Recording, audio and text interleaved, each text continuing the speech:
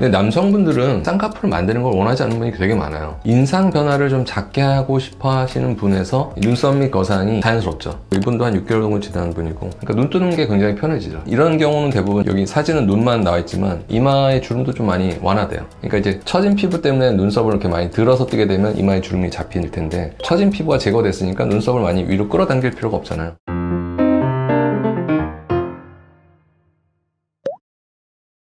그러니까 눈썹 밑에서 피부를 잘라서 그 상안검에 이제 처진 피부 조직을 위로 올리면서 제거해 주는 거죠. 그러니까 이제 쌍꺼풀 선에서 절개를 할 수도 있거든요. 근데 쌍꺼풀을 이제 만들고 싶지 않은 남성분도 있을 수 있고, 아니면 피부가 두꺼워서 절개가 많이 됐을 때 부자연스러운 쌍꺼풀 나올 만한 조건을 가진 분들이 있어요. 그런 분들은 이제 여기 눈썹 아래쪽을 째는 거죠. 뭐 더 길게 짤 수도 있고 이 폭도 더 넓게 잡을 수도 있는 거죠. 그러니까 만약 그 사람이 쌍꺼풀을 갖고 있었는데 나이가 들어서 쌍꺼풀이 덮여서 작아졌다, 그러면 눈썹 하 거상을 하고 나면 젊었을 때처럼 쌍꺼풀이 좀 더 이렇게 노출돼서 다시 보이는 거죠. 상안검 성형은 보통은 여기 쌍꺼풀 쪽에서 절개해서 그냥 여기서 피부를 잘라주는 거죠. 어떻게 보면 쌍꺼풀 절개법 수술과 비슷한 개념인 거죠. 근데 이거는 기본적으로 쌍꺼풀을 만들어주는 거죠. 근데 이건 쌍꺼풀을 만들지 않는 거죠. 피부를 자르지만 피부만 자르냐, 자르면서 쌍꺼풀까지 만드냐, 그 차이라고 보시면 되죠. 원래 쌍꺼풀이 있는 분인데, 쌍꺼풀이 보통 나이가 들면 앞쪽보다 뒤쪽이 처지는 경향이 더 많거든요. 그 다음에 이제 간격이 어느 정도 좀 여유가 있다, 이런 경우는 이제 여기를 피부를 이렇게 잘라내는 거죠. 한 6개월 정도 지난 후의 모습이고요. 그러면 쌍꺼풀 수술을 안 했지만 늘어진 피부가 올라가면서 쌍꺼풀이 이렇게 노출이 되는 거죠. 그래서 이분은 이제 눈썹 및 거상 한 가지 수술만 하신 분이다. 그럼 눈뜨기도 훨씬 편하고, 이런 데가 이제 공간이 겹치잖아요. 이런 데가 좀 짓무르는 분들이 있어요. 이렇게 약간 공간이 떨어지잖아요. 그럼 이렇게 여기가 짓무르지가 않죠. 그래서 이제 그런 증상 때문에 안과 치료를 받다가 성형외과에 이제 오셔서 수술하신 분도 있고, 눈 뜰 때 무겁고 좀 나이 들어 보이고 그런 걸 좀 개선하고 싶다, 그렇게 해서 이제 오시는 분들도 있고.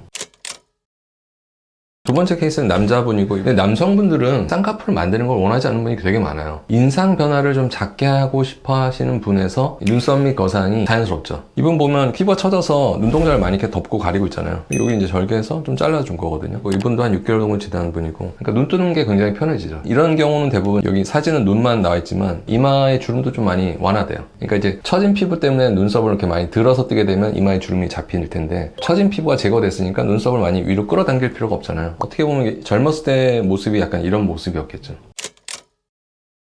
여기는 그냥 이렇게 주름처럼 라인이 있고, 이쪽도 주름처럼 있는데 이게 동일하지도 않고, 이 경우는 동시에 쌍꺼풀도 하신 경우예요. 그러니까 눈썹 밑에서 일단 대부분의 처진 거는 제거를 하고 쌍꺼풀 만드는 수술을 같이 해준 거죠. 이런 데 보면 이렇게 뒤에 피부가 좀 많이 처져 있던 부분들이 많이 이렇게 열리면서 개선되잖아요. 그래서 눈썹 밑 거상은 보통 절개선을 되게 이렇게 뒤에까지 길게 하니까 눈에서 꽤 많이 떨어진 이 지점까지 처진 거를 많이 해결해주는 역할을 해요. 그리고 조금 얇은 쪽보다는 두꺼운 쪽에서 피부를 잘라주기 때문에, 만약 이분이 눈썹 밑 거상을 안 하고 쌍꺼풀 수술만 해서 수술했으면 여기 위가 되게 더 두툼해 보였을 거예요. 근데 두꺼운 데를 잘라서 일단 끌어올려 놓고 나서 쌍꺼풀 만드니까 이 쌍꺼풀 위가 불룩해 보이는 느낌이 많이 안 생기는 거죠.